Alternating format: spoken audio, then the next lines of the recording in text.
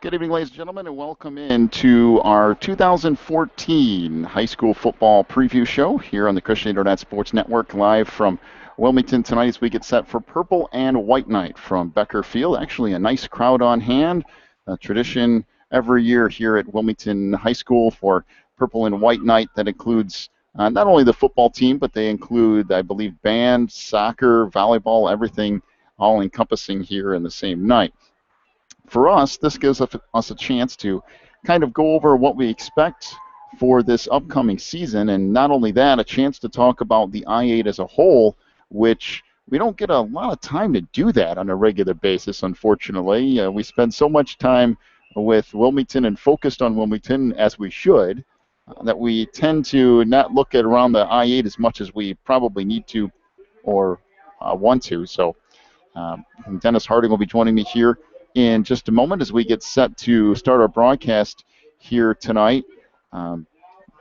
Next week will be our first game of the season. Matter of fact, Wilmington will be opening up here at home against Sandwich. And when we talk first games of the year, it seems like the last 3 or 4 years it's been boom, boom. First couple of games have been really tough, and no different this year. Sandwich and, I believe, Coal City back to back. Yeah, Sandwich and Coal City. I think the last 2 years was at Coal City. We had Coal City, and then Sandwich was our second game. So starting out with Sandwich this year, possible different look. Sandwich got a new coach. They got the offensive coordinator from Manuka, who runs a spread offense, which for Sandwich, a spread offense is just unheard of. Team that normally runs the ball, and so I'm guessing Coach Reens is just trying to figure out a bunch of different game plans on how to stop the Indians. Yeah, it's odd. You mentioned Sandwich being different. Every year that I can remember, it's been some variation of the wing T or some sort of thing where if they have to pass, it's going to be a disaster. And now you're right. It's like a complete 180, and all of a sudden they're throwing the ball all over the place. And it'll be interesting. The I-8 has moved its way towards a lot of passing the football and doing things that we're not accustomed to seeing in the I-8. Of course, all over the country. Before I came over here tonight, Dennis, I was watching a little bit of the first football game of the year, which was some high school game in South Carolina. And it was funny. They said, we'll throw everything on the fact that we won't see a fullback tonight or probably a tight end. It's just going to be wide open, spread offense, shotgun, throwing the ball everywhere. And it's just so different that for years high school football was run the ball, and now it's still just going to throw it everywhere. Yeah, I mean, don't get me wrong. I mean, running the ball, it works. Right. It still works. You still have offenses that run the ball. I mean, the Wildcats run the ball. JCA runs the ball, and look how many state championships they've won.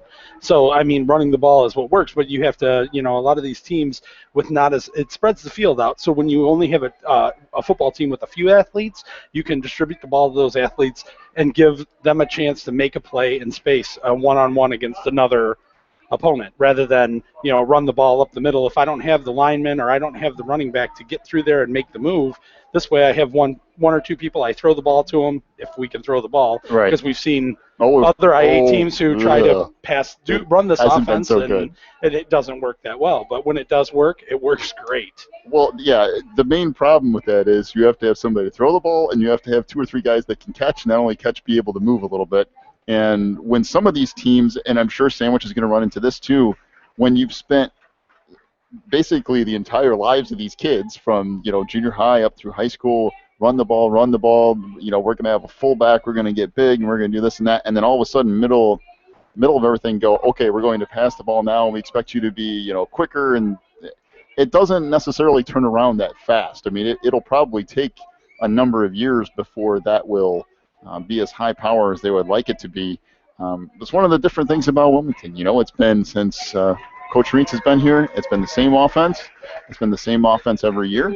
And I'm under a very good impression that it'll probably be the same offense till he is done here. Right. But it's worked. Yeah, depending on the players they've modified the offense. We've seen some shotgun. Sure. We've seen some different looks here and there, but I mean, it's always been, okay, we are going to run the ball first, and then what we're going to do is after we run the ball first, we're going to throw a screen and we're going to run it down 70, 80 yards, or, we're going to go ahead and, throw one up every once in a while. On average, I think if you look back the last 10, 15, I think however many years we're at, you look back and their quarterbacks average anywhere from 700 to 1,000 yards passing a year, which isn't a lot. I think rushing, they're on average of probably 2,000 plus a year. Yeah. Well, and the thing that goes with that is if it's working, why change it? I know some of these teams, maybe their idea is this will get us over the top and give us that extra little advantage. Maybe we'll get a shot at state or whatever. But I've seen a lot of programs change midstream and the program tank and never be able to recover. Now, there's been plenty of teams that have done it and been very successful. But that's it's a 50-50 thing. You could throw the brakes on and, turn the car around, but you don't know if it's going to work or not. Right. It's all about what you got in the car. That's the problem. You can throw it out there, and if the athletes can't accomplish what that offense is meant to do, then it's just not going to happen out there on the field. Well, tonight we'll see a little bit of everything from Wilmington. We've got the Frosh Soft team will be taking the field tonight along with the Varsity Cats as well. We'll give you kind of a little bit of an idea of what's going on here tonight as we get set for the 2014 season. We'll open things up next Friday night. Wilmington will be here at home against Sandwich. Again, what seems like a lot of road games for Wilmington. It's a 4 home, 5 away season. Yeah, hey, next year we'll be 4 on the road, 5 at home. right. It changes. At least the road games aren't too bad. John's got a schedule that I'm digging through. The Wilmington schedule is, let's see, right here. So it's open up at home against Sandwich, on the road with Coal City and Lyle, and then at home against Reed Custer, on the road at Westmont. Woo, Westmont. Yeah. At home against Herscher, on the road at Seneca, home Piatone, on the road Mantino. So, I mean, that's not too bad of a year. I mean, you travel to Westmont. That's the one place that's kind of like, I get lost in that neighborhood every time I go up there. Drive around the circle. I can see look, the there's a football field. I just can't get there. I'm in the wrong spot. The only reason, the reason I like going to Westmont is going to that barbecue place. And I can never remember the name Uncle Bub's? of it. Yes, Uncle Bub's. Every time we go up there, we stop at Uncle Bub's. Free plug for Uncle Bub's, right? There you go. How are you doing on sponsors this year? Do we need to get more sponsors? We actually do need more sponsors. I've got a couple. This summer things have been kind of crazy, so I haven't had as much opportunity to go out there and look for stuff as I would like. But we do have a couple, and we got a couple in the works. So, yes, for sure. If you know somebody that's interested in advertising, or if you're listening, you would like to have a part in that, be sure to shoot us an email, and we'll be more than happy to talk with you about that this year. It's one of those things where a lot of times you don't know until a day or two before what you're going to have, but regardless, we're going to be here. I think we'll be fine. It's just a matter of getting everything together, getting people to commit, and that kind of thing. But anyway, back to the schedule. So Uncle Bub's got his free plug. Yep. It's not too bad. The travel's not too bad. Next year's travel will be kind of crazy, having to go to Sandwich and Plano and stuff. That's another year away. We got this year to worry about, So opening up against Sandwich, we said new offense and everything. And then we have the next game at Coal City, which is always the biggest. Reed Custer used to be a big rival, big rival, but now Coal City, that's that big rival. Last year, remember all the talk leading up to the game, how Wilmington, they have a bunch of new kids in the backfield, 2 junior, all 3 juniors. You got a quarterback and 2 running backs that are all juniors, and that Coal City was expected to beat us. I think was the final 21-0. Yep, I think you're correct. Well, and that was that weird. Rain storming on Friday, so we played Saturday night, afternoon, night-ish. We're going to sit here for 2 hours before, we go, okay, now we're going to cancel it, and then, the whole turnaround thing for Saturday, and it's been a while since almost as strange as the Cubs thing the other night. Did you see that whole I heard debacle? They couldn't get the tarp out, and then they couldn't, too much rain, and they couldn't dry the field. They conveniently, look, we can't get the tarp on the field. Well, then the Giants turn around, they appeal the game, right? So they play, and they ended up losing anyway, right? I think the Cubs won. The Giants won? No. Cubs ended up winning. Yeah, so it didn't matter anyway. Yeah. After all that, you still got a loss. Not that really anybody's paying attention to Cubs baseball at the moment. Also, about like they are to White Sox baseball. I just get a dig in there. No. Trust me. I haven't seen very many games since May. Bears play tonight. Got a lot of pro football going on tonight as well. College football kicks off, I believe, next Thursday night. So the night before Wilmington gets going. College football sees its first big game of the year. And we'll see what should be an interesting slate of games, not only for the. Give me just a second here. Yeah, the college football, John's connecting something up here, but college football, new format this year. They actually have a playoff for the national title. Yes, they do. I'm gonna have to work on that. Okay. I don't have the right connect. We had to change everything around this year, so I'm gonna have to look at some of the connections here and see what we have going. But yeah, the whole college football playoff, and they're already talking. Okay, we haven't had a playoff yet. We have 4-team playoff this year, right? Right, 4 teams. So for college football, they're already talking about, do we need 8 teams? I don't think 4 is enough. I think you almost have to go to like a NFL style playoff thing, but I don't know how. I mean, how many? I'm sorry, I do watch college football, but I'm not a college football aficionado. So how many conferences are in college football right now? Well, you couldn't do the major conferences. There's 5, maybe 6 if you want to throw an extra one in, but really 5 major conferences and 6 or 7 what you would call minor, like the MAC and stuff like that would be a minor conference. But yeah, the major ones, SEC, Pac-12, Big Ten, what used to be the Big 12. Even now, that weird American conference, that whole thing, like everybody's been moving. Big Ten's not Big 10 anymore, is it? It's like Big 15 now. I don't know how many are in there. They still call it the Big 10, even though there hasn't been 10 teams in it for a decade. So like the Interstate 8, we're not really 8. We're 5 and 5. Is that what it is now? Yeah. 6 and 6. I don't remember. So that'll be interesting because I think everybody's been waiting for that playoff for a while. I mean, I'll take 4 over nothing. And the whole let's roll the dice, and there you go. There's your 2 teams to the championship. Right, yeah, that was always, I mean, it came down, it wasn't about the championship, it was about all the rest of the bowl games. Yeah. Because even though all these bowl games are non-for-profit, they make a ton of money off the bowl games and stuff like that. So that's really why I think it took so long for them to say, hey, we need to do something. Now, I'm not saying they're going to do something like the NFL. Turn around and look at like the hockey, way everybody gets in. Oh, that's great. The state of Illinois with the high school playoffs does it. You got to have so many playoff points, and then that comes in strength of schedule and stuff like that, which sounds a little more.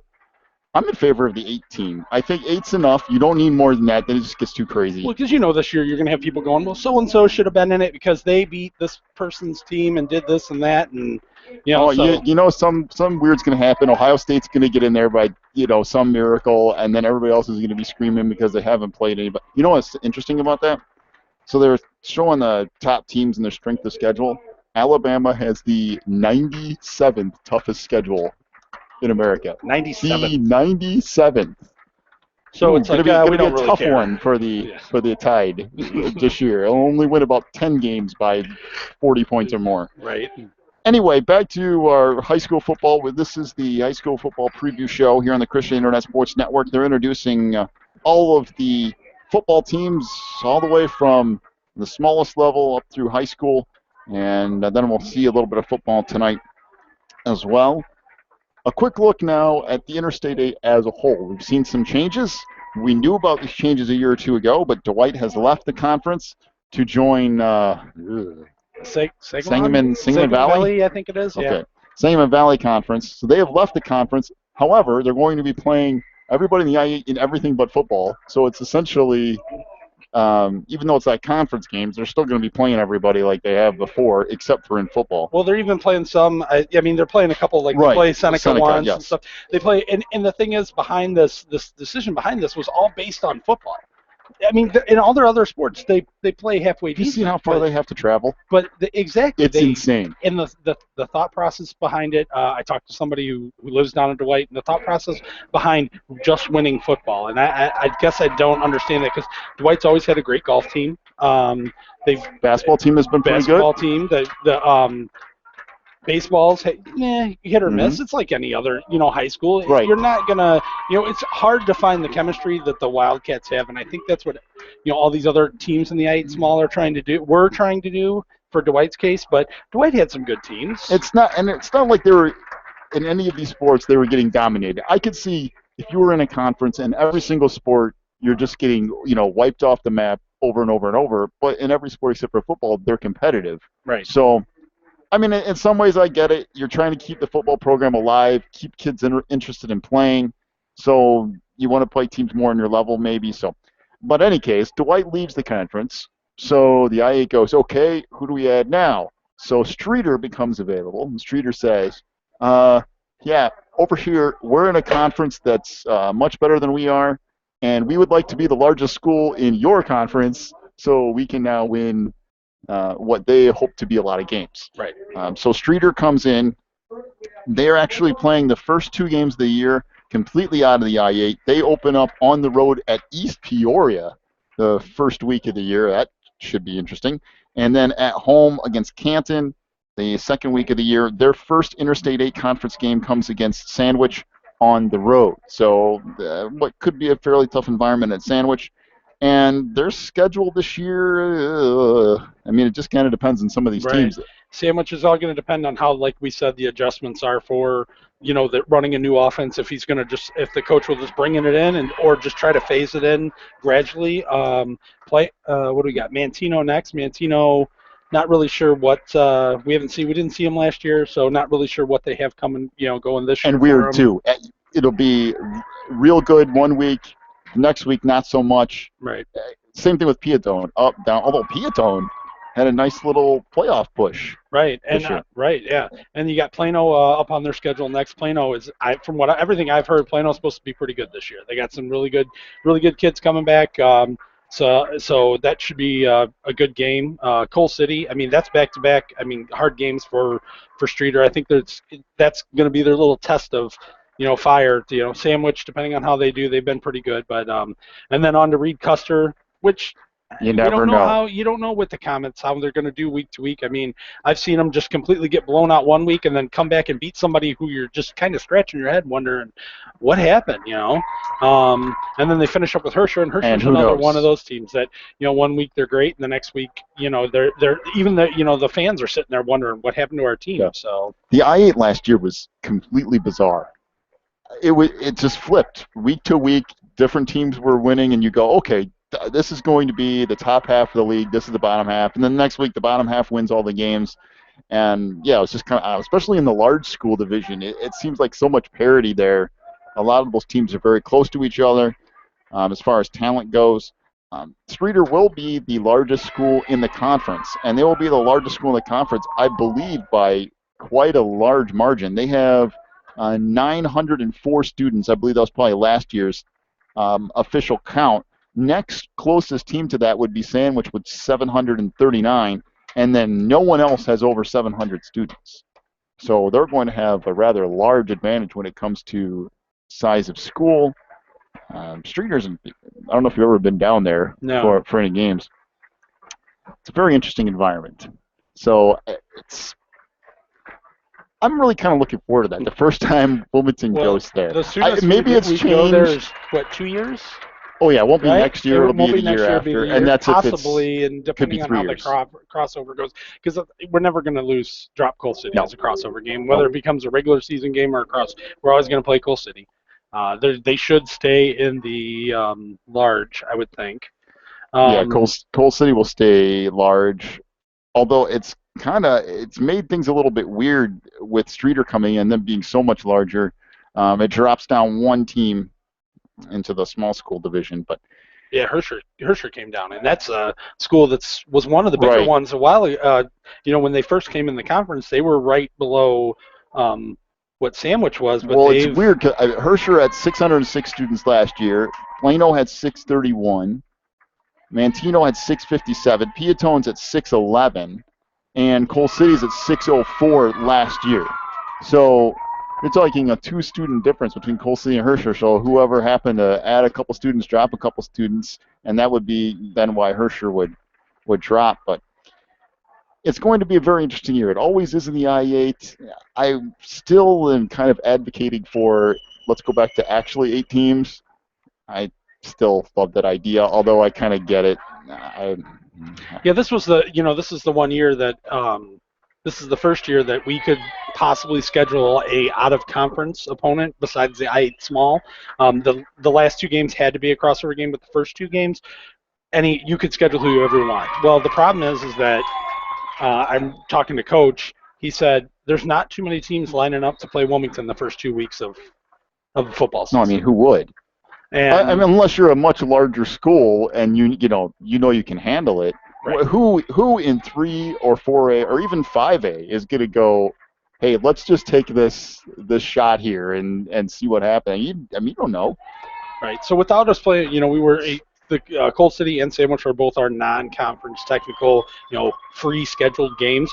So Coal City got to play Coal City. You just can't. And then Sandwich, they've been fielding a good team the last few years. A couple years ago, they made it to the semis or quarters. Yep. They made it pretty far. So two good teams to start the year off with. I went over and watched Piatone last year. I think it was in week 1, just destroyed their week 1 opponent at home, which for the Blue Devils is kind of different.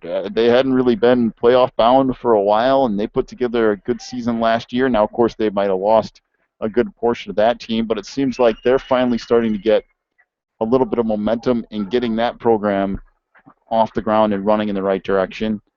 Reed Custer, as you mentioned, it's been kind of topsy-turvy with changes in coaches on almost a yearly basis. I'm a firm believer that there are athletes at Reed Custer and there are athletes that can play football at Reed Custer. It's getting the right coach with the right system and then getting the kids excited about playing. It's difficult when you've been down for so long, and it's the town is kind of ambivalent to what's going on, and I can't blame them if you've been so long since you've been in it. But if you could somehow get people in town excited, get the kids that are able to play football playing football, and get the right system in there, you have a lot of possibilities there. I mean, the facilities are amazing. There's a lot going for that school, but you just got to get the right mixture. Right. That's just what it comes down to. I mean, I don't know if too many people have gone, you know what, Braidwood, Custer Park, they don't have a good football team. I'm going to move to Wilmington or Coal City. I imagine there might be one or two that have done it in the past, but, right. It's just a matter of getting behind the team and, like you said, getting a good product out there on the field, and it will feed itself, as we've seen with the Wildcats. I mean, it feeds from the Bobcats, feed up to the Wildcats, and it just all feeds in. And it's this mentality of working hard, dedicating yourself to football, for football. Well, and Wilmington was a perfect example. Before Coach Reens took over, of course, Coach Becker had been here a long time, but let's face it, it was not the golden era of football when Coach Reens took over. And it took a couple of years to get it started, but once it started rolling, it hasn't stopped. And I think you find that right mixture, and you're going to see that happen at Reed Custer. And I think there's a lot of other places that are that's where they're wanting to inch toward. Plano has done a really good job of developing a system there of getting athletes. Of course, Coal City has done it for years, right? Even back, to late 80s, early 90s. Seneca had it for a while. They lost it a little bit over, a few years ago, but it even seems like they're starting to get some momentum and get things turned back around. And for me, that's one of the reasons I didn't want to see Dwight leave the conference, because those kind of schools are key to what the conference is all about. I mean, they were an original 8 school. There's a lot of history. I love going there, even though, it's not the greatest stadium in the world to go for football, but I love going there. There's a lot of history at that place, and despite the fact that the team hasn't been so good down there, I've always liked going there. There's something about going to one of those original schools that you're not going to get now. And, of course, Streeter, that'll be fine. I mean, you'll develop rivalries and stuff like you always have before, but to me, you're just missing something when you take that piece away and try to add something else in. Well, we've got everybody out on the field at the moment, stretching out and getting ready for a little bit of scrimmage tonight. I want to say, I don't know, I can never figure this out. Fresh Soft will be on one end and Varsity will scrimmage themselves on the other. I thought one year they did Fresh Soft defense against I don't know. Yeah, it's hard to tell. I know they do. Yeah, I think they do varsity, and they'll let the freshmen start, or maybe freshmen against the fresh. I don't know. You're right. Right. It's just it's come out here, get the fans excited about the football season coming up, get everybody pumped up and behind the football team, and it actually is a pretty good turnout for purple and white night. It is. It is. It's very nice. The stands here are pretty well full. Of course, you do have the other sports here tonight as well. Soccer, I believe, is represented. Volleyball, band, and of course, football here tonight. Golf. Don't Golf. forget Yes, golf too. It feels weird because back in the day, there was no golf, high school golf teams. There was no high school soccer. Bass fishing team. You've heard about that now too, right? Yeah, there's high school bass fishing. That didn't exist. There are so many. Remember at our playoff show? There's some people who even swim. Right. Swimming? What? That's a high school sport.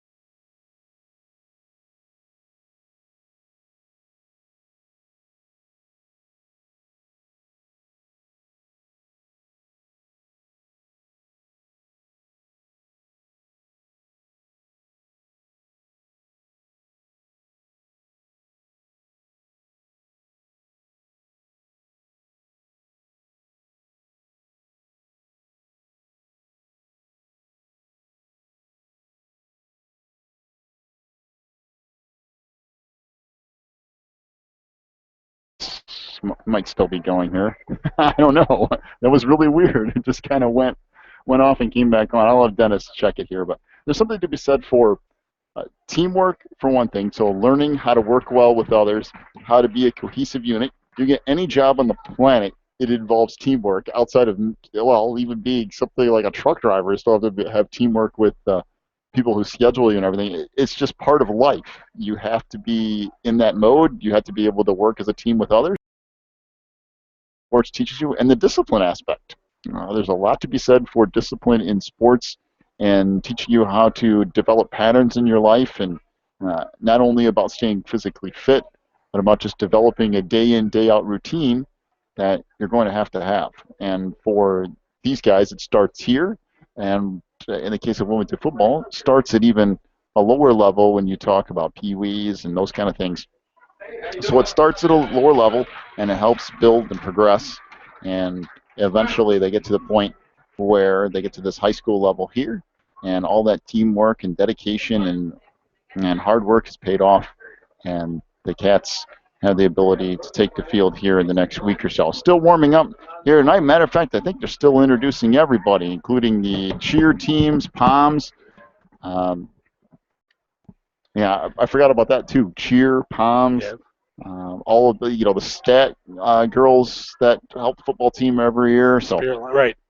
It involves a large percentage of the school in some form or another when it comes to some athletic activity. Yeah, there are a lot of fall sports. We had a little brief interruption, it looked like, in the stream. So okay. I think it's back up and it sounded like it was back up. But yeah, there's just a lot of sports, not just in the fall, but I mean all year round, just to keep, not to just keep the kids occupied, but get them busy, get them doing something, get them enjoying. That's what it's about. It's about enjoying your time. We all look back at our, what we could have done or what we should have done. Sure.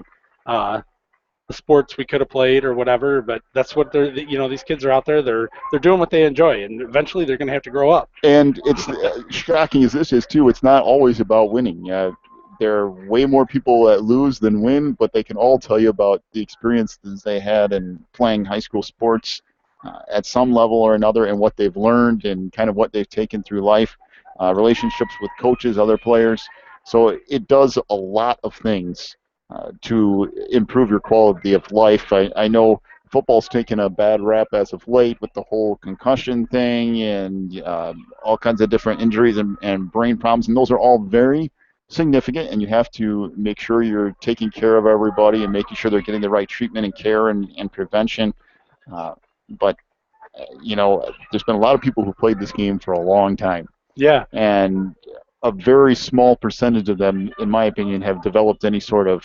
Now, when you talk about going Division I football, NFL, to me, completely different. Harder, faster, bigger, and much more. I mean, it can happen at high school too, obviously, and you have to be diligent at all levels. But I mean, I'm probably about half the people I know, and maybe that says something. I played high school football in some form or another. Yeah, I just heard I think it was last week, they had Governor Quinn on the Sports Talk Radio, and he was talking about them passing a bill to make all high school coaches be certified. So to me, that just I understand, yes, be certified, but to be certified, probably have to pay for something.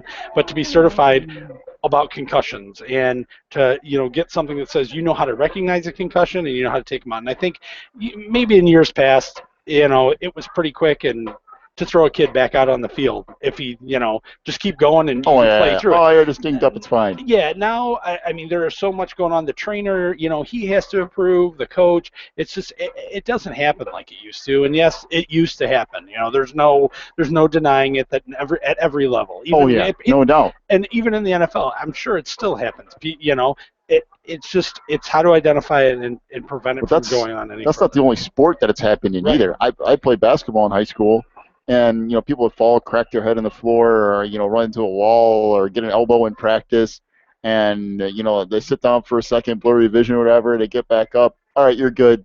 Let's go. I mean, it happened on a lot of different levels, and I don't think people really. I mean, I guess we should have realized, hey, you just smashed your head into something. Maybe you should take a second and kind of see what's going on. But that's not really how it was. It's like, hey, suck it up. It'll be fine. Just keep going. And that's one of the really nice things about the way that technology has advanced to the point where it can help see some of those things, recognize problems, and make sure that we don't get people in a situation where they're getting multiple concussions in a close proximity of time, where they're not taking the right amount of time to come back from a concussion, whether it be a week or 2 weeks. And from what I've seen from Wilmington especially, it's the closest one that I'm to, but they've always done a really good job of being very careful with head injuries and being overly cautious as opposed to trying to get them back out there. Yeah, it's evident that more steps are being taken. Everyone's more conscious about those type of injuries. Well, the band's out on the field at the moment, and actually a fairly large band for Wilmington. I think we might get a national anthem. I was kind of surprised. It's been, the band's been kind of down for the last few years in numbers, but fairly decent-sized band out there tonight. We'll see if they play the national anthem. We'll take a break here and let them do that before we get to the actual scrimmaging aspect of things tonight.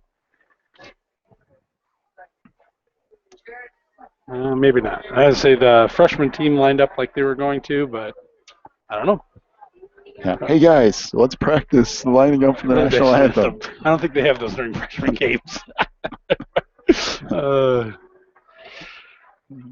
Well, it should be interesting this year. I was looking at the roster.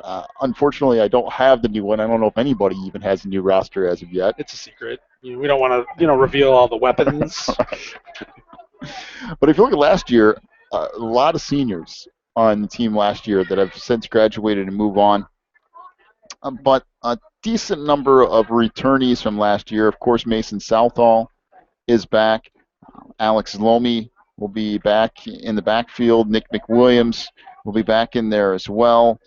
And I was looking at the offensive and defensive line, which lost a couple of key players, but still should be pretty good. I think they are going to do the national anthem here. It seems like everybody's standing to do that. So we will take a quick break for the national anthem. We'll be back and continue our preview show here in just a moment on the Christian Internet Sports Network.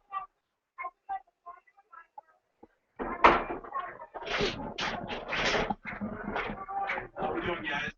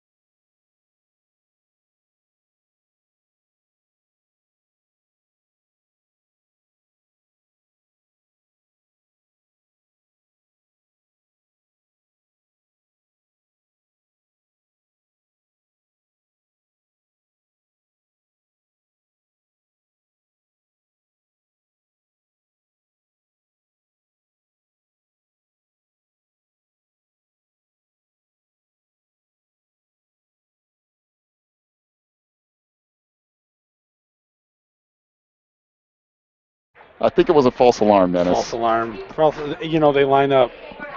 Everybody stands up. Everybody lines up like, okay, well, they're going to do the national anthem. And nope. They just do the Wilmington fight song. Loyalty Loyalty. was, Loyalty. That's what it is. Loyalty. So. well, All right. it is a beautiful night tonight. Sunny skies, a little bit warm, temperature Humid. at about the mid 80s or so, and got a nice little breeze. Tell me, if we get this weather next week, I'll be happy. Even if it's a little warm, I'm good with it. And we'll have football for you next Friday nights. Sandwich comes to town to kick off the 2014 season. We will get our pregame show underway at 7:15 next Friday night. Still working on some sponsors for that, or else I would say exactly who the pregame show is sponsored by, but we're still trying to flip some things around.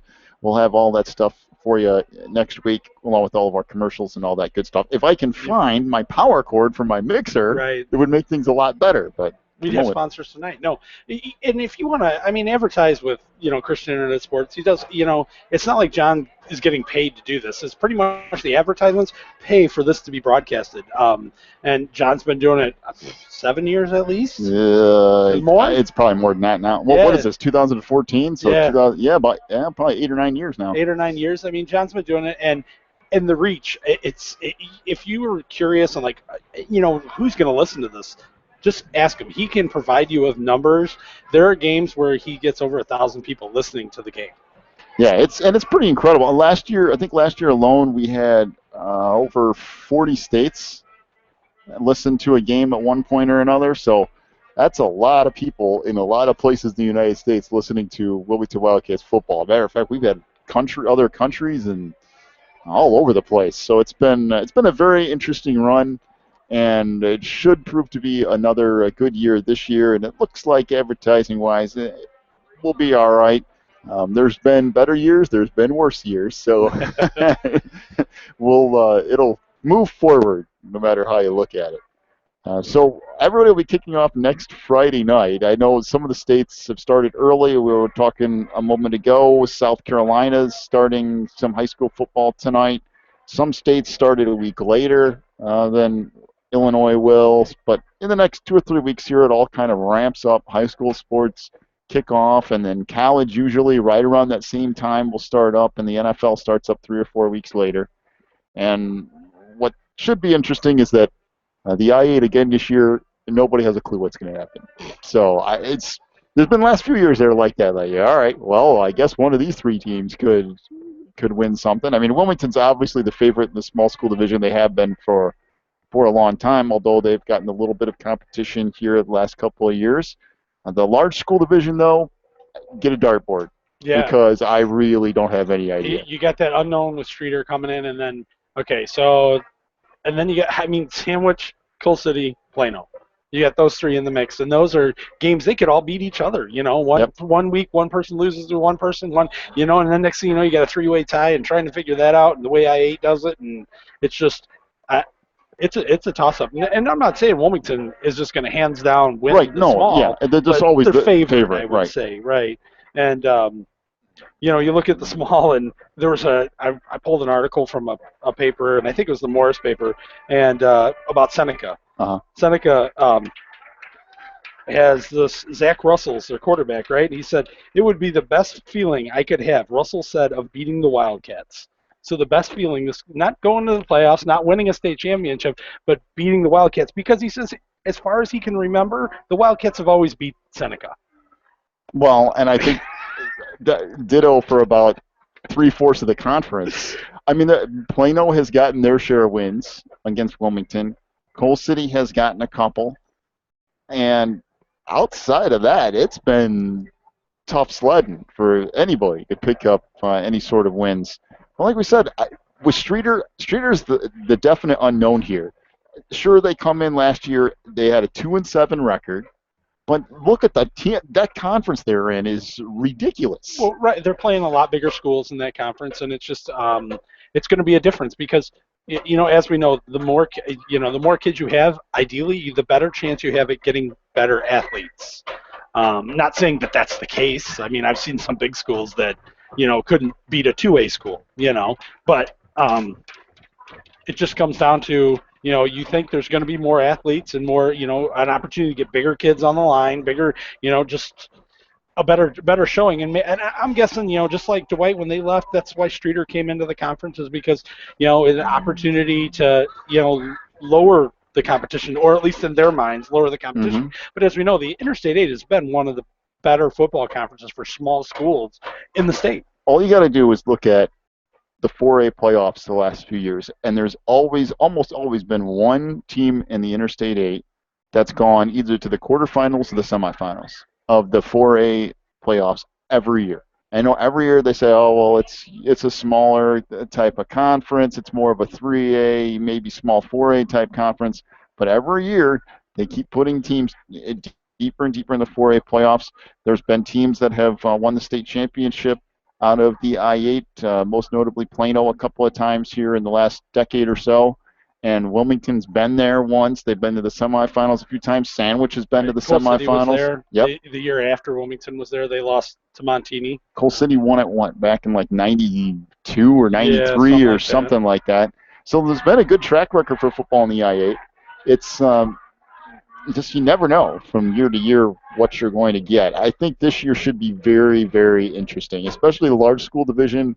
I'll be kind of interested to see what's going on there while we keep an eye more so on the small division. But crossover games will definitely be interesting. Well, we looked through the conference. We obviously had Wilmington finish at 8-2 in the small school division, out in the first round of the playoffs in kind of a crazy Oh, yeah, a team that didn't threw the ball, and won the game.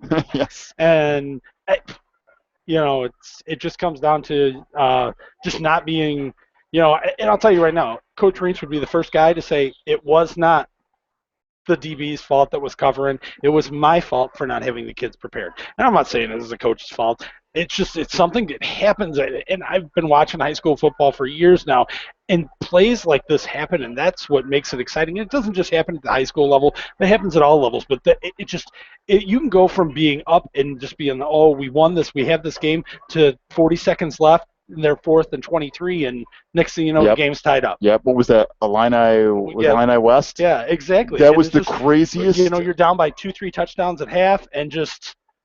You come back, you take the lead, and then next thing you know, you're playing in overtime. That might have been the craziest game ever. It was 4th and 23, and somehow not only they get the first down, they score a touchdown. Yeah. That one, I've forgotten a lot of things, but that one game, I have not forgotten.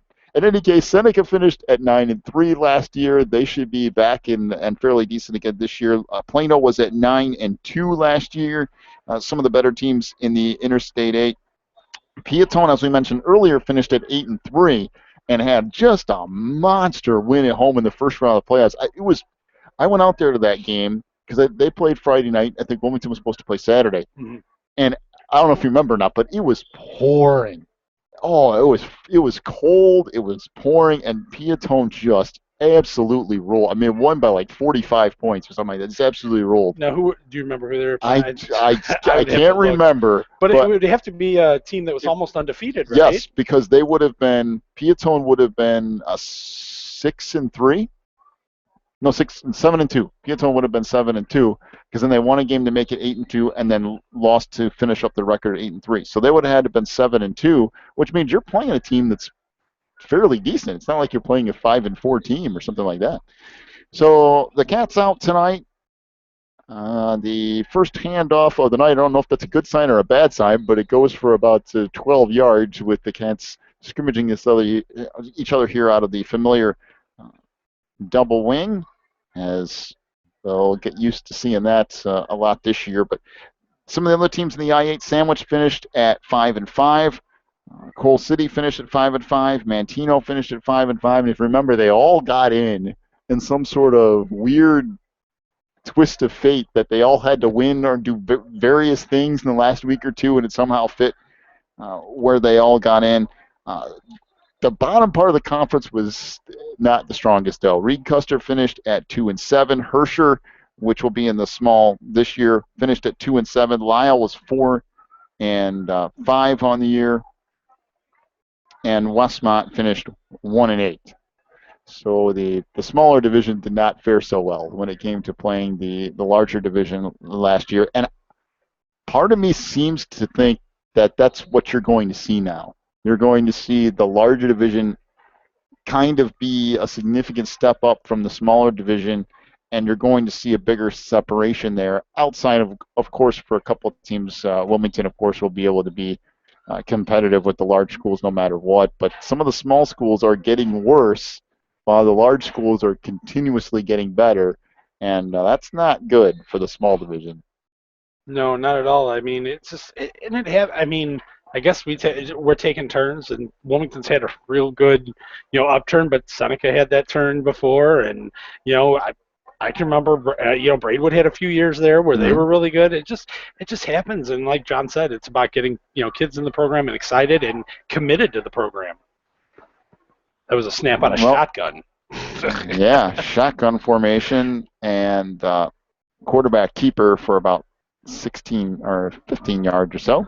So the Cats out tonight, just getting used to being out in the field, being in front of the home crowd, trying to get some snaps, a little bit of live action here. Not only that, but it also helps to have officials on the field to be there to call penalties, keep track of where the ball is spotted, down in distance, those kind of things.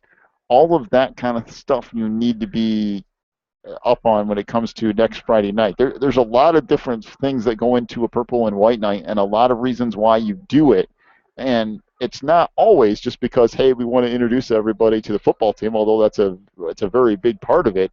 But it's more so getting some live action experience, although it's not against another opponent. It's still live action experience on a field with officials in kind of a similar type of atmosphere that you will get next Friday. Because let's face it, half of this team for Wilmington, that will be their first real big moment as a varsity player will be next Friday. And, you talk about wide-eyed. Yeah, try to get some of those butterflies out of the stomach and just go. I mean, and this is nowhere. They're hitting their friends here. They're right. Sure. It's just one thing. But when they line up against Sandwich, and it's just going to be something completely different. Well, pass completed here on the near sideline for a gain of about 5 as the Cats get down closer to the end zone. The ball will be at about the 7-yard line or so. And, of course, this is just a scrimmage against each other, so not a lot of real crazy stuff going on, but just the opportunity to get everybody out on the field at the same time. And not a real good indicator of at least defense at the moment, because half the starters on defense are playing on offense. Yeah, I mean, with small school football, you get two-way starters. That's and that's probably 3/4 of your team. They're two-way starters. They play on both sides of the ball, and it's hard to tell what you're going to get. Well, there's a touchdown pass off the left side for the Cats' first team offense, so they will re-rack it here and start things over. So we have I-8 football starting next week. Not only I-8 football, but everybody else in the state will get started next week. That includes other areas, schools like Morris, and Boyd and Morris. Oof. Talk about the town not being so happy with what's going on football-wise. What happened over in Morris? Ooh. The Redskins, let's just say, was not a pleasant year, the 2013 football season. I think they win 3 games, last year. 4 at the most, but I don't even think they got that far. I think they ended up winning 2 or 3 games, and there were some games that were not pretty. And Morris for the last 25 or 30 years has been that football powerhouse. They're Right. not used to a losing record, and I boy, if that doesn't turn around relatively quickly this year, it could get kind of ugly in a hurry over in Morris, I think. Well, I know it was a couple years ago, and I don't know if it's the same coach that's over there, but I remember the coach over at Morris when didn't they get bumped down to 4A or something one year, and they just said, Yes. oh, they don't know what they have coming to them, Mm-hmm. and they got beat the first Yeah. round.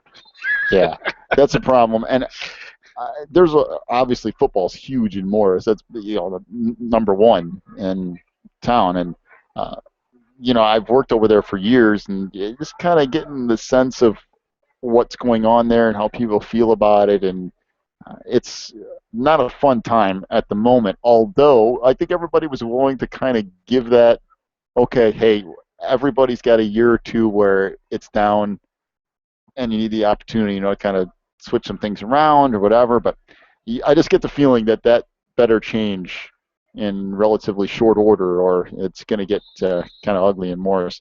You look around the area, Joliet Catholic and Providence, of course, always have competitive teams each and every year up in Joliet. For some odd reason, Joliet Township, despite having 7,000 students, cannot seem to win more than 3 football games in a year. And I get it that most of your kids are going to the private schools, whether it be Providence or Joliet Catholic. You would think if you got 4 or 5,000 students in your school, there's some athletes there somewhere, but that just never seems to get moving in the right direction. Although Romeoville, after having quite a few years of being pretty bad, seems like they've kind of turned things Right. a little bit last year. So it can happen, and even Joliet Township, it can happen. And boy, that did not look so good. As quarterback sack for Wilmington all the way back at midfield for a loss of 10. And I mean, if that would have been live action, Yeah, man. it would have been a tuck it and fall to the ground. Yeah, that was a jailbreak as far as that goes. But other area football around here, you go over to Kankakee, and of course Bishop Mack, who's kind of up and down every year. Kankakee High School never really seems to kind of get everything on track on a year-in, year-out basis. And you go down the road past Morris to Ottawa and some of the schools out that way, and there's a lot of good football within about 100-mile radius of here. There's a lot of really good football. So it'll be an interesting season once again. To me, when they split up the IHS, does this whole thing every year. Oh, we're going to split it. Is it going to be quads? Is it going to be this, that? Are we going to go 1 through 32, whatever? And then you always end up with, hey, let's put all the really good teams in one side of the bracket, and let's just put one okay team in the other side, and Yeah. all these teams will just fight it out, and the winner of that, will. It just seems like they can't come up with a year to year. They change. They're like, playing. This is like their little play field. They can just decide what to do because I know Right. there was talk of doing some kind of districting, so getting rid of conferences altogether and playing in districts where you would all play everybody within your area that's a certain size, and playoffs you would play against each other. Boy. Districts would come out, and there was talk about that. I know the new thing this year, and I don't know the rule 100%, but I know the new thing with the state playoffs. If you've made the playoffs, the state playoffs, and I think the finals for 2 years in a row or something like that, you get bumped up a class. So your Immaculate Conception, your Aurora Christian schools would actually go up one class. So Aurora Christian will be in 4A instead of right. 3A this year, no matter what the size of their school is. And probably step on toes here shortly, but to me, doesn't that tell you as an association that maybe you need to just kind of do some wholesale changes somewhere online? If you have to keep tweaking it to go, okay, it's not fair. We know it's not fair. We're trying to make it fair. We'll never make it fair, but we're just gonna run around in a circle and come back to the same spot. And maybe if we take one step this direction, that'll. I mean, I think they To me, I appease just certain people. Is what it no, comes down to. yeah, They're happy until a bunch of teams lose again, and then they'll change it again until we get to the point. I'll be honest, till we get to the point where there's a separate playoff system yeah, for the private yeah. schools, the non-boundaried schools And versus the publics. I've said that for years, and I will continue to say that. I went to a private school myself, and to me, when it comes to sports, public and private schools, you can play each other all you want. That's fine. There's no problem with that. But I'm of the same mindset. I think once you go like a 4-class system for the public schools, 4-class system for the private schools, you alternate them on state championship weekend. You all still get to play the same weekend. Same thing. You all get the same state championships. But then you don't have to do this. Hey, we got to multiply by 1.65. And then, if you've won 3 games, then you go up. And to me, it just seems needlessly complicated. But, yeah, it comes down, much like anything else, it comes down to certain people wanting things a certain way, and they have a way of, let's just say, persuading others that that's what needs to be. So we're never going to get to that. It's much like it took, years and years and years to get a 4-team playoff in college football when everybody knew, hey, this is what we should be doing. But you still have a handful of people complaining about going to an 8-class football system over the 6-class, saying it's a watered-down playoff. Well, if it's watered down, I mean, I've seen some really good playoff games. Well, that was a deep pass down toward the end zone. Did they catch that? No, it dropped. It went out of the back. Went out of the back of the end zone and dropped it. But it was a nice touchdown pass. Good rollout and pass. Yeah. But yeah, I wasn't a big proponent of the 8-class system, to tell you the truth, and I'm still not sure I am. But that doesn't change the fact that we've seen very good football out of the 8-class system. We really have. I don't know. Would I say I want to go back to 4 classes or 6 classes? I don't know about that. I think 8's a little bit too much, but I think they still need to do some tweaking though with the quads and the north-south. I understand they're trying to save on travel, but I mean, it needs to be one thing. What is and they'll even tell you, you're not going to necessarily have the 2 best football teams playing for the state championship.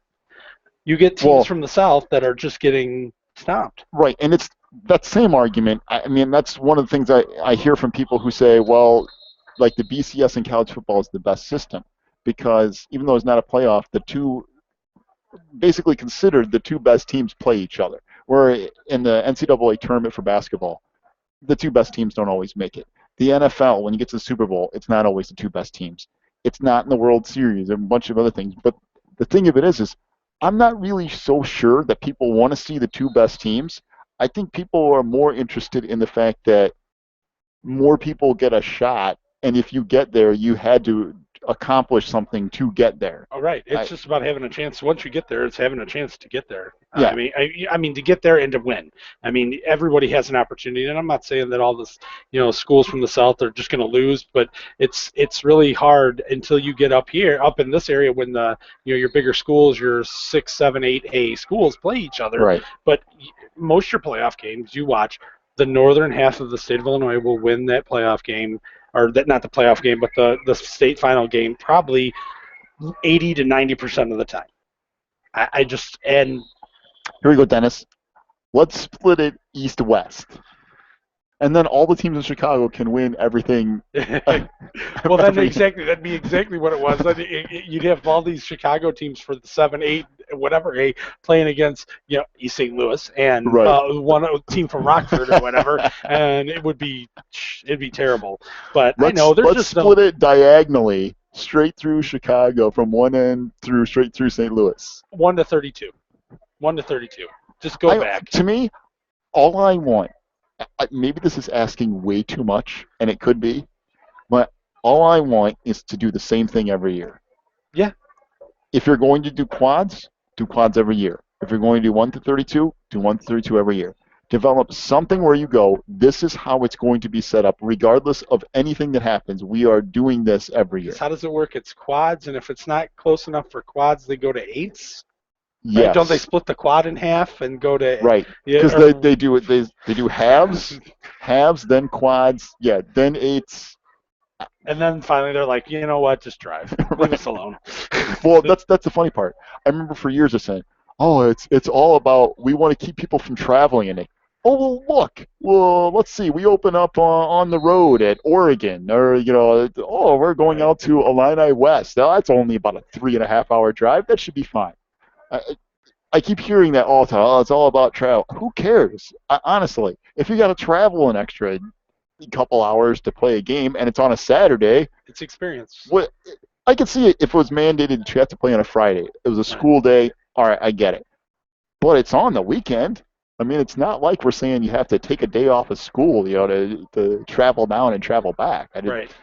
So I just think it's all convenient reasoning for, keeping some things the way they are. But in any case, it always makes for a very interesting playoff preview show, which we'll give a little plug for here. After the final regular season game, which I believe this year is the third weekend in October, after that, we will have our playoff preview show that Saturday night.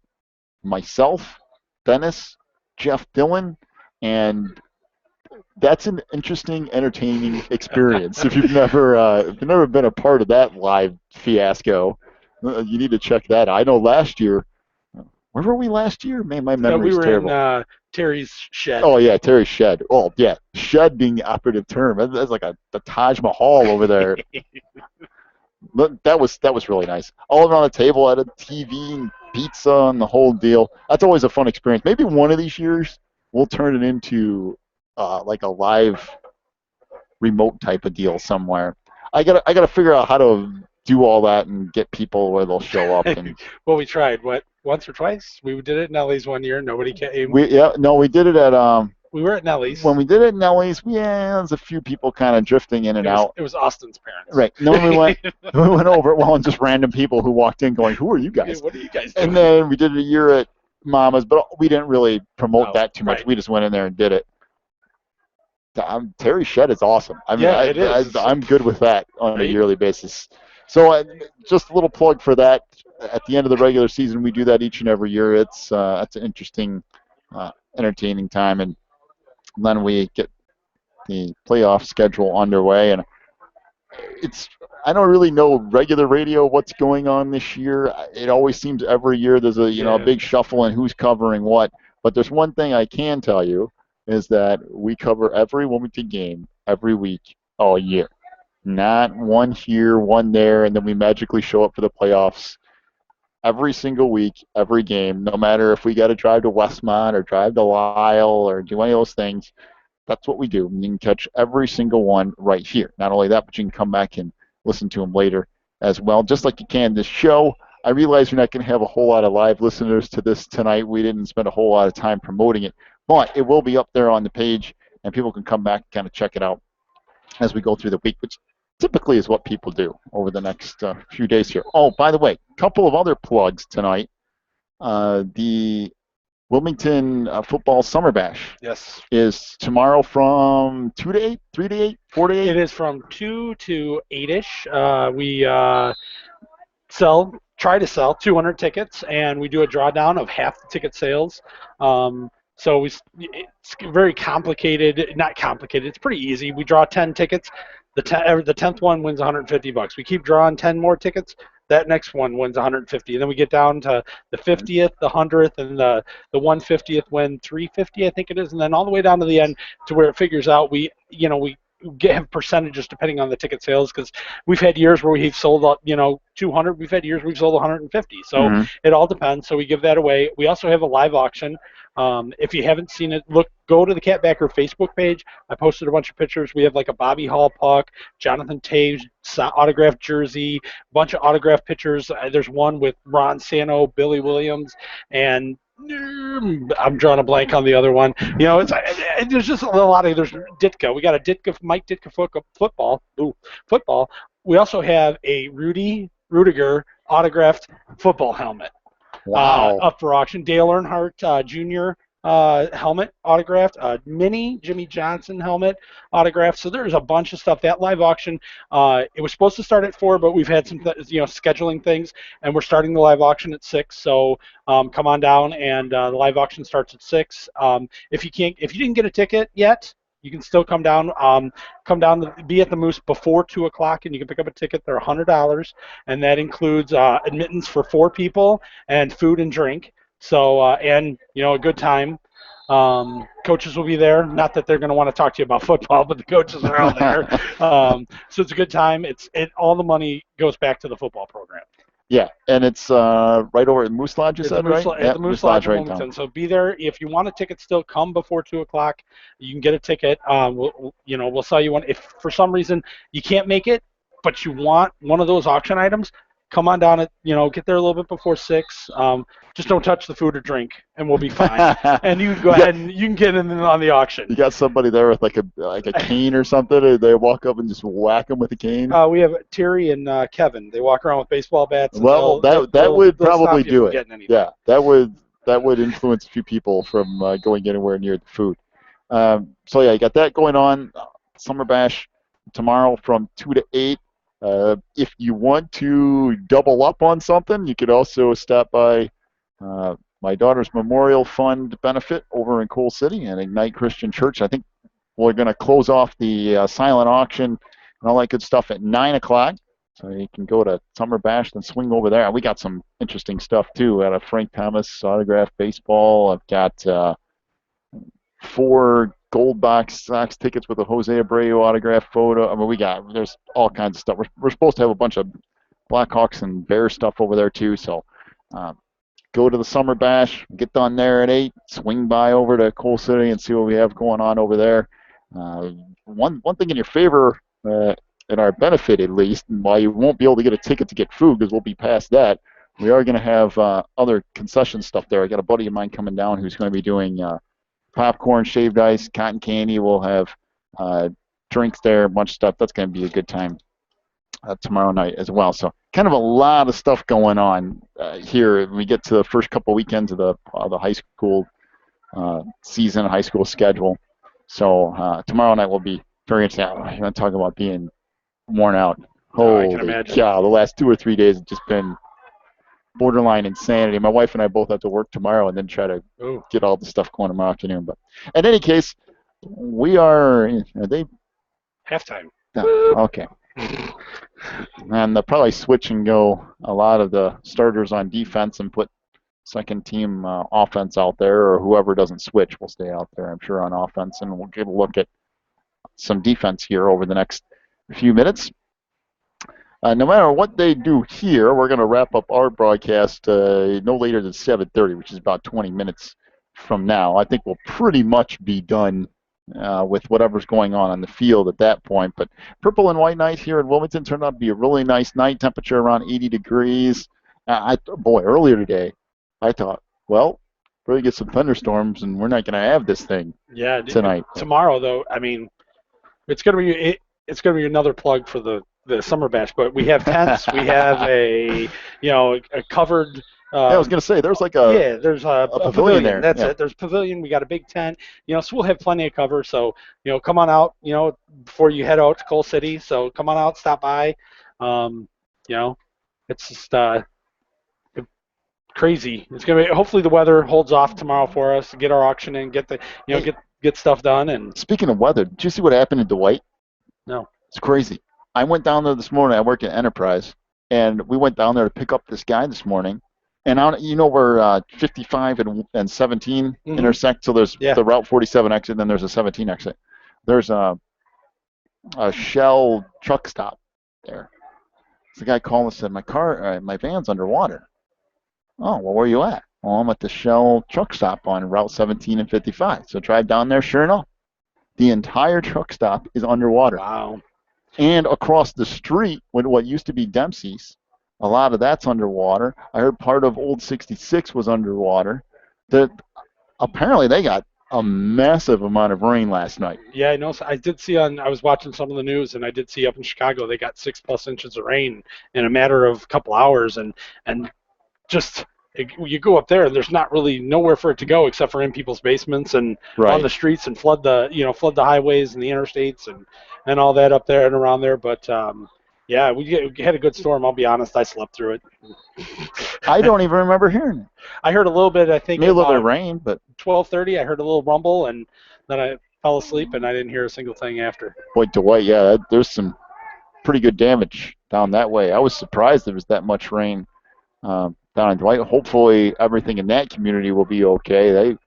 Let's see, they look at their schedule real quick, or let me see who plays. Seneca plays at home against Dwight, so the Trojans won't have to worry about playing a home game that first week, especially if some of the stuff there has been underwater. I don't know. I haven't heard about the town as a whole. I just know the one part of town I saw was completely underwater. So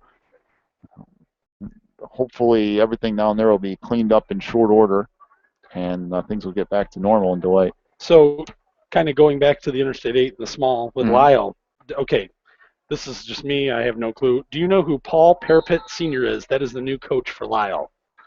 Paul Parapet Sr.? Supposedly he's a Hall of Fame coach. I'm not saying supposedly. He is a Hall of Fame. I'm reading the article, okay? Right. It doesn't say where he coached. It just says he's getting it Lyle? just in Lyle. He's in Lyle. His overall record is 158 and 122. So he's played a lot of games. I mean, not played. He's coached a lot of games. It just says adjusting to Lyle's Class 3A status and accompanying roster size after more than 3 decades of coaching larger classes. Huh. And it doesn't say, and I don't know, and look it up on the. Well, that's interesting. Yeah, that's different. I do not know that name. To be honest with you, there have been a lot of coaching changes over the last year or two, and a lot of them I'm not really familiar with. Although, who's the coach at Westmont now? Maybe I think of Otto Zeman. Yeah, Otto Zeman. That was a name that I heard, a well-known football name, and trying to get Westmont doing the whole crazy running fun type offense, but. Well, in here, I'm reading the article I got off the internet. It says the Sentinels will only have 24 varsity players. Oh, wow. They will play no underclass game on Friday night. So that means when you go up on Friday night for the Wildcat game, there will be no JV game. There will be no JV game. So what am I going to do for the first 2 hours? I'm just going to show up half hour before the varsity game? What? I guess. It's okay. It says after a long, successful career, was unaccustomed to varsity roster in the mid-20s. This year, he said the Sentinels will be about 24 varsity players. No underclass game will be played on Friday nights. So wait a minute. Hold on. So they have 24 people on the varsity team, right? Yep. They don't have any fresh soft team, right? So that means all the fresh soft are on the varsity. And they have 24? How many kids are... Hold on a second. Westmont has 465 students. By contrast, Wilmington has 489. Wow, that's unfortunate. I mean, 24. How are you even going to field a legitimate football team with 24 kids? He's even. I mean, right in the article, he comes out and he says that he has a sophomore receiver and a sophomore lineman. They're starting, not to say sophomore. I mean, We've seen it a lot of times where underclassmen have come up and played on the varsity level, but I mean that's a lot. You're asking 24 kids. Yeah. Wow. Yeah, I mean, that's amazing. Like, Dwight. I mean, that's what happened to Dwight. You get year to year. Right. Their numbers got lower and lower to the point where I know at least on like the JV level, if they had a player hurt, they were literally hurt, and that they didn't have the fill-ins. You got a lineman playing out at a wide receiver spot or something. Wow. Well, that's unfortunate. I mean, I don't. As far as Westmont goes, I have no real pull one way or the other as far as Westmont because, like I said before, they're not one of the original I-8 teams. They're from the suburbs, which I don't really get why they're in the I-8 to begin with. And it's kind of a stale, static. They're one of those landlocked schools like Lyle. Right. Just not as close as Lyle. Not to say Lyle's close, but just not. Lyle was one of the original teams. I mean. So boy, even back to the days we were playing the junior high school with NEC, no lights. Yeah, exactly. Saturday games. Saturday games. Saturday day game. Yeah, morning games or whatever. 10:00 kickoff for JV or whatever, and it was. I don't miss. There's another thing I don't miss, and that's Saturday homecoming games.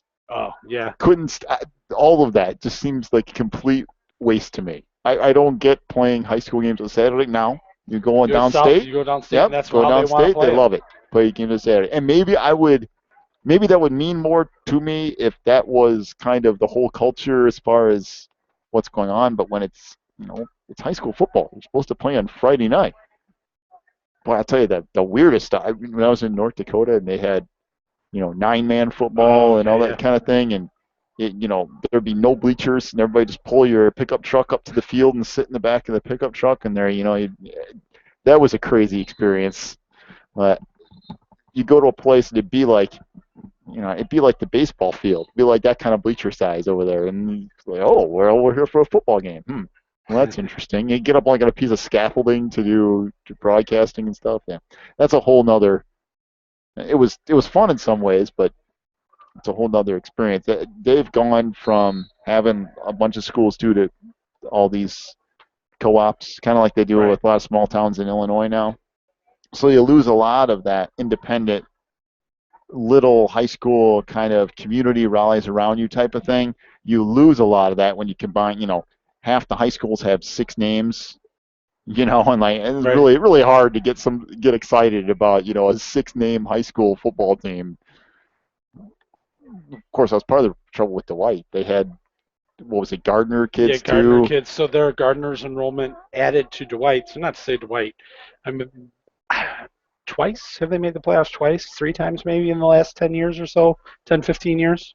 I remember there was, they went, 6-3 back, I want to say about 10 years ago. I think Driscoll was still playing because they played Driscoll for their first game one year, I think. I was trying to name the name of that kid at running back. Oh, I remember he's like White Clay Harbor. They had he's like Clay Harbor too, tight end, wide receiver, ended up going to NFL, yeah. But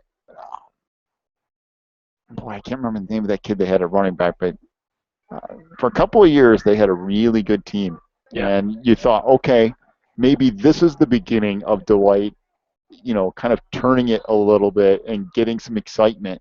And the thing of it is, there's support there. The town supports it. It's kind of a fun environment when they've got, an okay team playing. It ends up being a pretty good environment. It's just, for some reason, they just cannot get, when you've got, what was it last year? They had like 38 kids go out for the golf team or something. Right. Well, somebody told me they had like 100 kids go out for football this year. In Dwight? Yes. Wow. Dwight had a record number go out for football this year. And that might speak to, hey, we've switched conferences. We'll be more competitive. This will be fun. You won't be getting smashed, although they might be. But you can tell them we won't be getting smashed every week. And maybe the kids go, okay, well, we're willing to do that. We weren't willing to, get crushed by 60 points every week. But this will make it. Because it wasn't just Wilmington. It was, Seneca, Coal City, and it just. But who's to say? This is the part for me. Who's to say you go to that conference and all of a sudden you're competitive? What if you're not? Maybe it just gives you're dealing with children and and young men, I guess would be, and so maybe it's just that little bit of boost of confidence rather than going into a game going, I don't have a chance. At least now they have. It reinvigorates them. It gives them, it puts that in their mind, and they're not already, doubting whether they're going to win. They actually are like, we have a chance at winning this, winning these games. We're not playing against these teams that always kicked us around. Well, like we said, Dwight's gone, Streeter in. It's still divided into the large and small school divisions on the 2-year system where you play one schedule, reverse the home and away for the second year, and then they reformat it, right? Right. I think that's how that goes. Yeah, because we have Piatone and Mantino. Does it say Piatone? Yeah, Piatone. Is that ours? We don't play Plano at all this year? No Plano on the schedule. It goes, once again, for those who are just joining us, kind of want to know the schedule a little bit here. Wilmington opens up against Sandwich next Friday night right here on the Christian Internet Sports Network. And that followed up by at Coal City in week 2, at Lisle in week 3, at home against Reed Custer in week 4. Week 5 is a road trip to Westmont and Uncle Bub's Barbecue. Week 6 will be home game against Herscher. Week 7's on the road at Seneca. Week 8 will be at home against Piatone, and week 9 is on the road at Mantino. And the Piatone-Mantino thing is odd because you never know. Right. You never know what you're going to get. It's so up and down and all over the place. There's no pattern of normalcy when it comes to Piatone. The last 2 times we played Piatone, we had, or not Piatone, Mantino, we had the Miracle in Mantino. And then the next year they were up by only 7, and the coach learned the new play of kneeling the football. And then that was the last time we played Manteno, we lost. So I imagine there's a little bit for Coach Reins and the team. They're going to want to these kids might not remember as much, but they're going to let them remember. I remember that where they where they learned to kneel the ball, or they actually ran it back for a touchdown to tie it up. Yeah. I mean, we still had to win in overtime, but probably, even though the coach said they would have done it the same way, and all, I'm like, I don't think that's really where you want to go with that. But right. Yeah, that was because they didn't let the starter had to come out. The starter got hurt. He had to come out, and they were first and goal. And rather than just going under center, kneeling the football, they're like, well, you know what? We're gonna go up an extra touchdown on the Wildcats just to kind of didn't they put him in shotgun too? Put him in shotgun, and the ball went right over his head, and I think it was Jeremy Bailey picked it up and ran it. He was out of gas by about the 40. I guarantee you couldn't understand the last 30 seconds of that broadcast, because I'm pretty sure it was just screaming and people going, "What just happened?" Right. So yeah, that was a very interesting. We've seen a lot of kind of year that year, because I think we went in overtime with Lyle that year. It was a lot of games that were just games that you just didn't expect. And then, not to say Manteno, because Manteno I think made the playoffs that year. Right. No, Manteno's had a good team actually. And, since they've only had football. I think we first started playing them when they brought football back, like 7 or 8 years ago. Mm-hmm. I want to say. Yeah, it hasn't been that long. It's probably 10, because I think. Yeah, it's been a while, but yeah. It's what happens when you get older. You start years just compact them a little bit. Well, I think we're going to kind of wind this thing to a close. A few more plugs here tonight. First of all, thank you to Wilmington High School for allowing us to do kind of an on-remote type of broadcast here from Becker Field at Purple and White Night 2014. Quick plug for Catbackers Summer Bash tomorrow afternoon/evening over at the Moose in Wilmington. Got the whole drawdown thing. There's tickets still available for that, right? Yep. As far as to get in. Food, drink, drawdown, and an auction going on around 6 o'clock over there. Of course, we have the benefit going on with our family at Ignite in Cool City. That will go on till 9 o'clock or so. You get done with Summer Bash, you can swing over there and see if there's anything in the silent auction over there you'd like to put a bid in on. And then a week from tonight, we are right back here at Becker Field for week 1 of Wilmington football, and that will bring the Sandwich Indians to town. Okay, John. So I guess here's a question for you to end the night up. Okay. All right, 9 games. No. What's Wilmington's record? Don't do this to me, Dennis. You know how hard that is to do when you haven't seen anybody yet? I'll make it easy. I'll go 9-0. See, now you're going to make me, if I don't say 9-0, then it's going to be, what, you have no confidence in Wilmington to run the table? I'm going to play... What did you say, 4-5? That's not even making the playoffs. No, I'm just kidding. I'm just kidding. I'm not going to go there. I'm going to say... I want to say 9-0, but I'm going to say 8-1. 8-1. I'm not going to make you say who. I will just leave it at that. I don't even want to say who because it'll make me throw up if I have to say who. You know what? You look at the Wildcat schedule and games. The first game off the bat. That's part of it for me. Is that the first game every year always is so weird that in fact when you open up a Sandwich in Coal City, the rest of the schedule I think it's favorable. But those first 2 weeks, right? It takes a couple weeks to see what you have. So, yeah, Dennis. So I think they're going to be 9-0. 9-0. It's easy, right? So, how far in the play? No, we won't even get to that until the playoff. No. Show. Yeah. Then I'll bother him about that. And then I'll start complaining about the private school alignment and right. other schools in the I-8 that we won't get into now.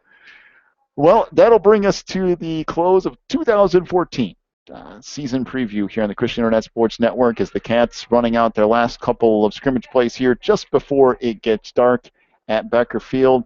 Dennis, thanks for coming along and assisting me with this. It'll be up on the website immediately when we're done right here The link will still be there. It'll be wide open, so you want to come back and check it out. I'll put it up on Facebook in case people want to check it out and try to remind as many people as possible that it's here. It'll be up here all the way till next week's game, and we'll start, I think, at 7:15 with our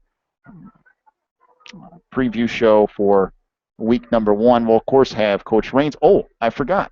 Catbackers.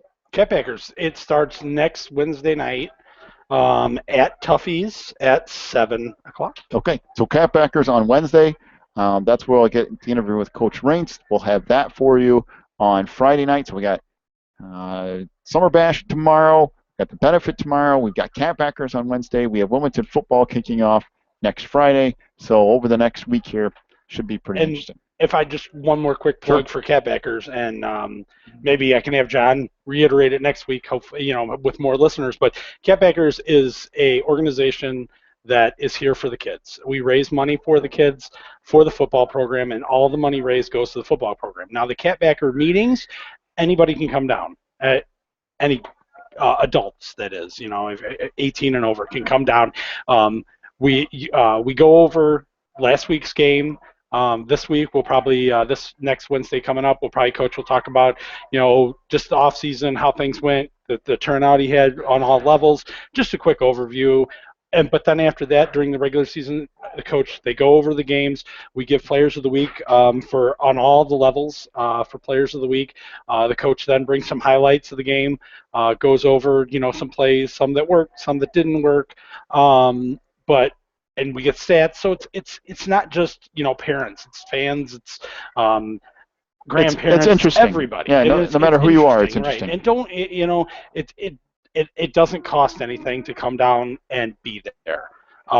We ask that you make a donation, but you don't have to if you don't want to. If you just want to come down there and see what it's all about, come down to Tuffy's 7 o'clock Wednesday nights, and I guarantee you'll love it. Yep, it's a good time. We've been going out there for quite a few years now, and where else are you going to get to meet the coaches, see game tape, see a preview of the next game? All those good things, you get all in one place, and then you're all set for the next week of football, and it goes all the way through the last week of the season, whether that be playoffs or whatever, and then goes 1 week after that to kind of wrap everything up and say goodbye to seniors and do the whole video highlight package for the year and all that kind of thing. So it's always a good time. Well, we'll wrap things up tonight from Becker Field. We'll see you back here next Friday. Sandwich comes to town to take on Wilmington. We'll have full-blown broadcast for you next Friday as we get set for the first game of the season, what we hope will be a very long season. By long, I mean all the way to Thanksgiving weekend. That would be nice. We'll wrap things up for Dennis. This is John. We'll see you back here next Friday. Thanks for checking out the 2014 season preview show here on the Christian Internet Sports Network.